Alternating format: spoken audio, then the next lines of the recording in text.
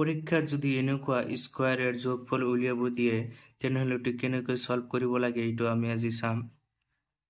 এইটো সলভ কৰিবলৈ এটা ফৰ্মুলা আছে, এই ফৰ্মুলাটো আপুনি মনত ৰাখিব লাগিব। এইটো হ'ল n into n plus 1 into 2n plus 1 divided by 6। এই ফৰ্মুলাটো মনত ৰাখিব আপুনি। তো এইটো প্ৰকাশ কৰোঁ, n টো হ'লেই লাষ্টৰ সংখ্যাটো হ'ল n। হিচাপ কৰিব তো 100 হ'ব, 100 into 100 plus 1 यानी कि 100 plus 1 into 2 into 100 plus 1 divided by 6।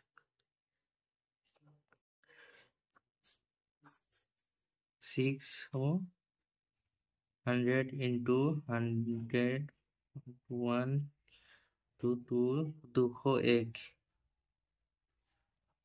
इतुक आमी 2 रे काटिले 3 बार যাব, এটো 5 আৰু 3 201 रे काटिले 67 টা।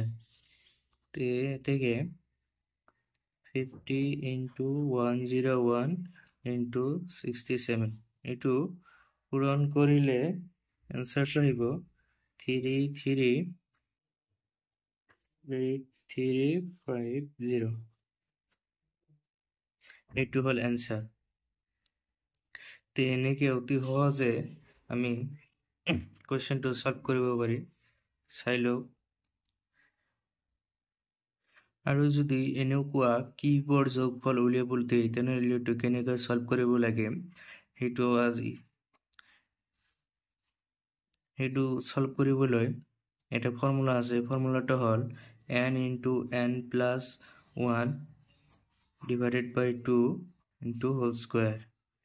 এই ফৰ্মুলাটো মনত ৰাখিলে হ'ব। আৰু এই n টো হ'ল সদায় এইটো লাষ্টৰ সংখ্যাটো হয়। তুমি ফৰ্মুলাত বহাই দিম এতিয়া, তাই আনসারটো আহি যাব অতি সহজে। 50 into 50 plus 1 তেনেহ'লে হ'ব 51 divided by 2 into whole square।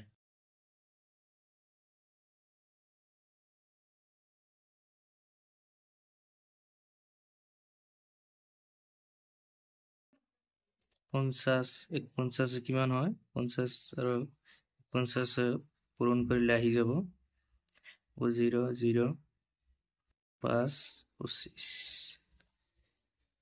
0 5 5 2 2 5 5 0 to whole square। এটাকে দুই দিয়ে কাটি দিলে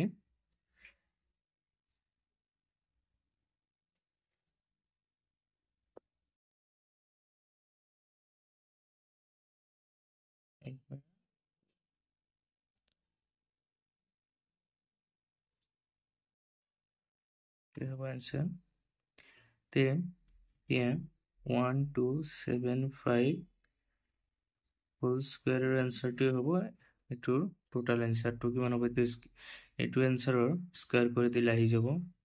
তো এটো হ'ব